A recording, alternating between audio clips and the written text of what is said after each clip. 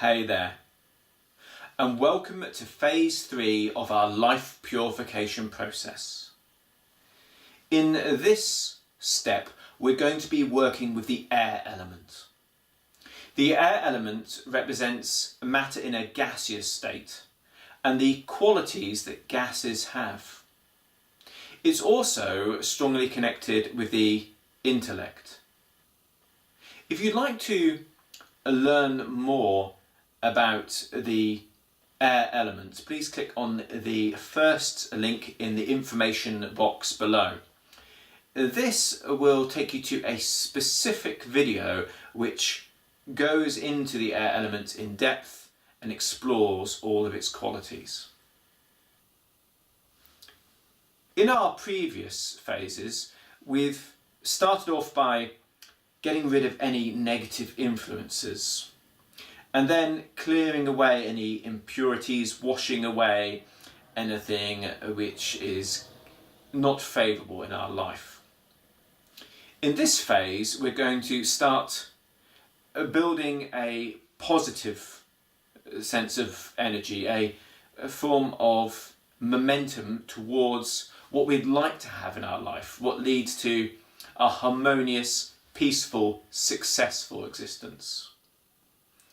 To do this, we're going to use a very special natural aid in the form of an incense. Frankincense. Its very name means high quality incense. And this tree resin has been universally respected since ancient times. Whether it be in the traditions of ancient Egypt, Greece, India, or in the Hebrew or Christian religions, you'll find that this scent is held to be holy. It has an extremely positive energy to it and is associated with blessing, healing, and new beginnings. In fact, you'll almost always find frankincense featured as part of a consecration of a place that needs a new beginning or to be made special. It's also used for initiations when someone is seeking a new, more meaningful life. Its actual smell is uplifting and beautiful.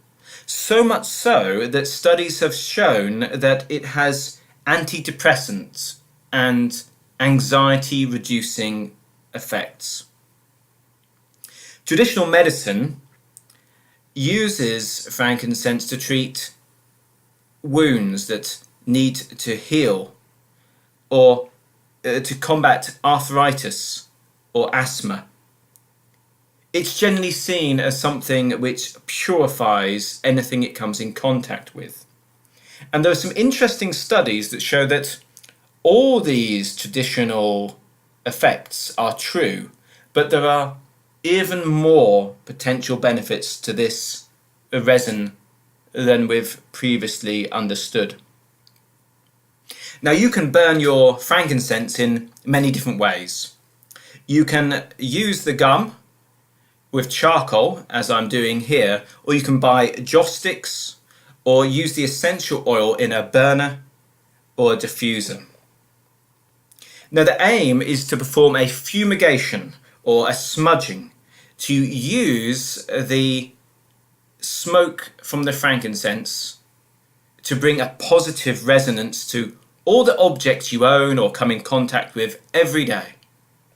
And as the smoke touches each and every item, fills each and every room, you're going to visualize a positive, harmonious energy filling that space so as to bring the best outcomes.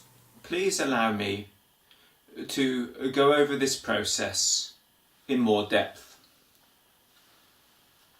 As you light your incense,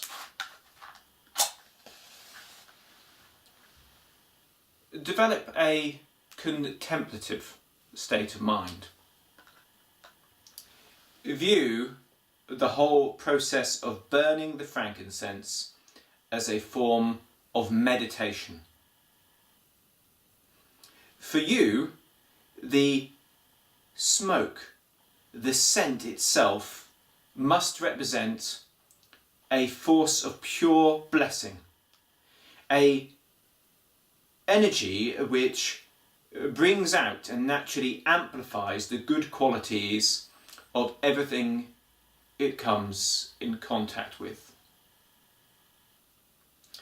Choose a particular room to start with, and it's probably best to start with your bedroom so that you have blessed the place where you use your time to recover and repair.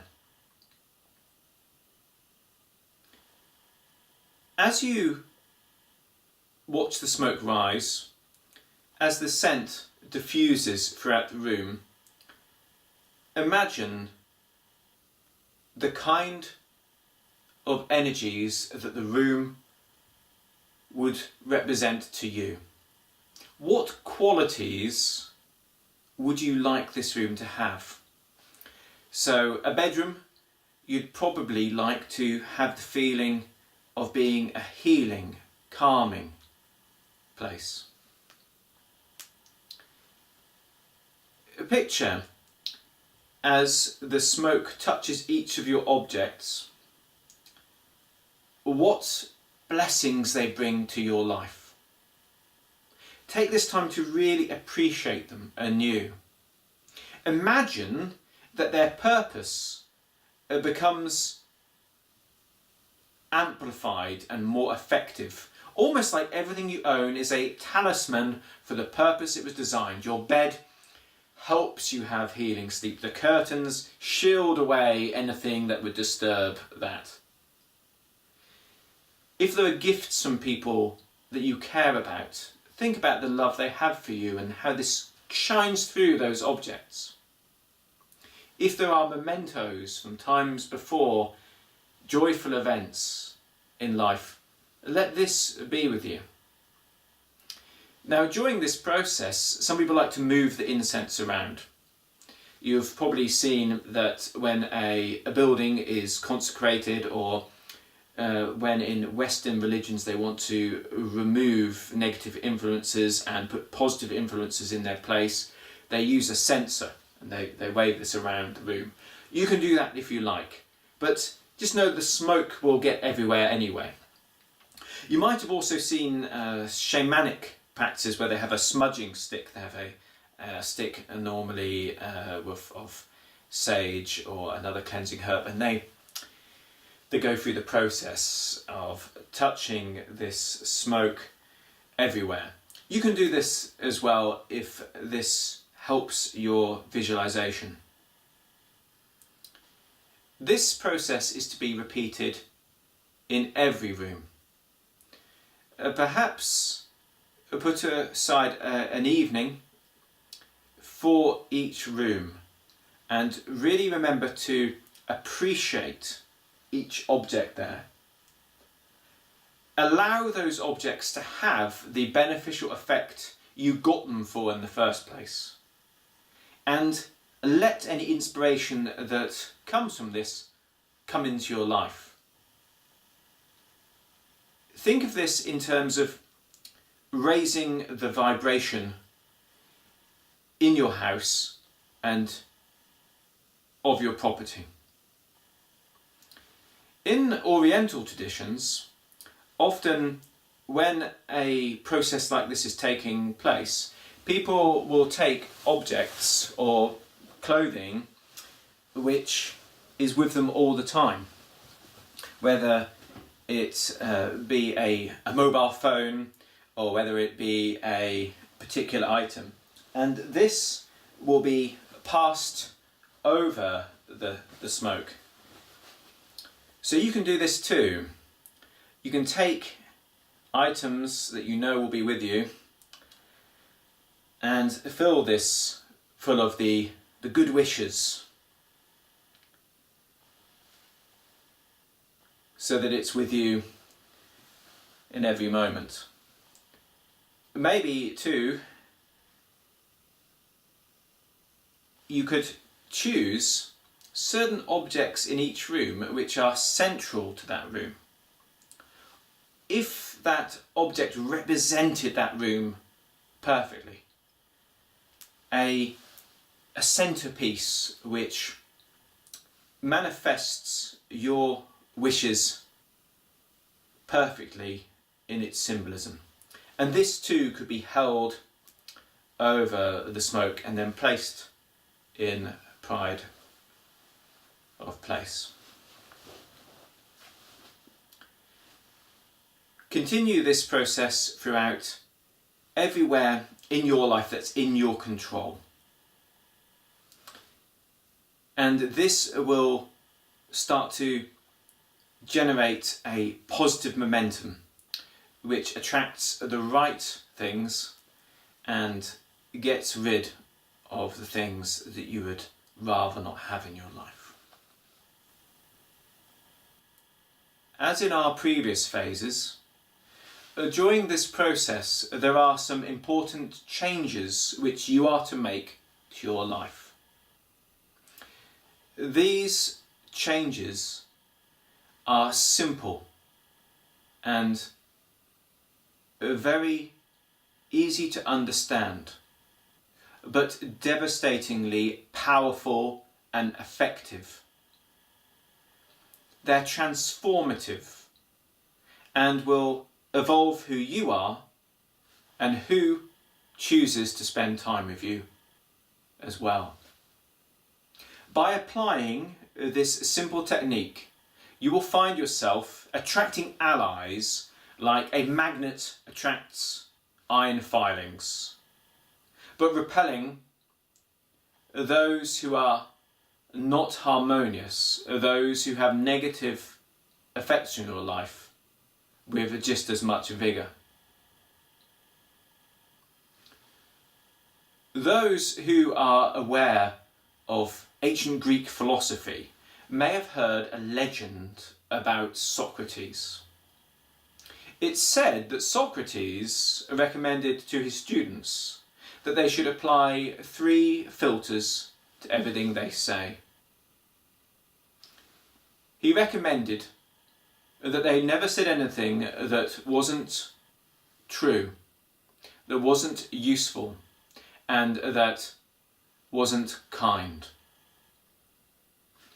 So you are going to fully utilise the power of your words.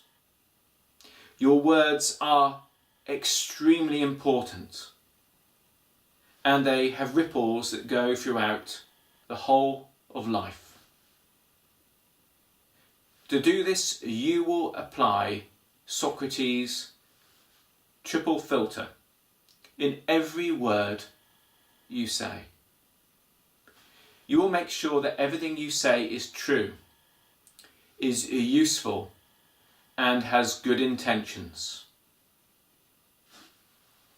By only speaking the truth, you will cultivate a great love of truth in your own heart.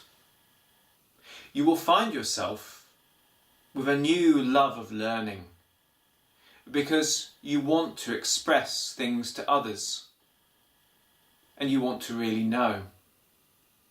You will straighten out any defects in your character because you will find the times when in the past you might have used exaggeration or half-truths to try to create an impression or get what you want.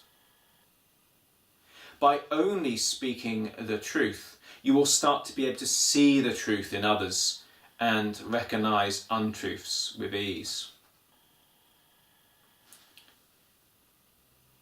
Using the filter of truth, you will make sure that your words are valuable. And those who value the truth will enjoy your company and your words will be beautiful to them. But those who fantasize or seek to confuse or deceive others will find themselves repelled and uncomfortable. The second filter, that of your words being useful. By applying this filter, you will develop your will. You will make sure that your words are on target and are effective. And everyone will eventually know this. Most people devalue the currency, they say far too much. But pretty soon, even those who don't pay attention to much will learn subconsciously that when you speak, it means something. And they will learn to tune into your words and will listen to you with a new vigour.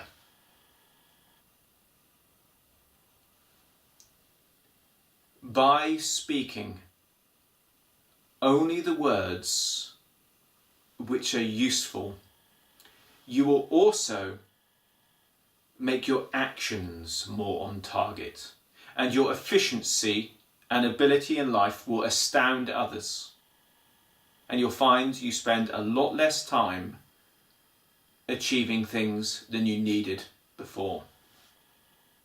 Those who are looking to change the world and to improve their life, those who are looking to achieve, will be there at your side, hoping to work together. Those who are not ready for any change or improvement to their life will disappear like the darkness when you turn on a light switch. And finally, by only saying what is kind, only saying what has good intentions, this will purify your heart.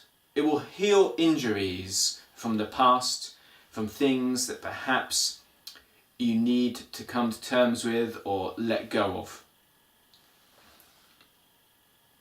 Often, speaking with good intentions isn't just saying what's pleasant. It can be learning to communicate skillfully, gently and accurately to those who are ready to listen and able to listen, the information which allows them to change their life in the right way. And this can sometimes be quite hard information. Often, there are great benefits just to saying the nice things you feel and not being fearful of others thinking negatively of you for doing so. By only speaking with good intentions, you will bring a transformation to your character and to those around you that I can't express, but you can experience. It sounds very far out, it sounds very new age, but this discipline raises your vibrations and brings you closer to all good things. The blessings that come into your life cannot be counted, and you will find that people who feel this good intention will travel great distances just to be with you, because they want to be in tune with this kind of approach to life. Now, this discipline, this triple filter discipline, is easily said, but very hard to perform. So I recommend that you use a visual aid to represent this vow. Take a vow that you are only going to use your words in this way from now on. Put on a bracelet, a necklace, something that represents the use of your words in the most positive way. And know that this is a lifetime discipline. To begin with, this will be an enjoyable but challenging thing to undertake. And you'll often have to think before you speak and go through each filter.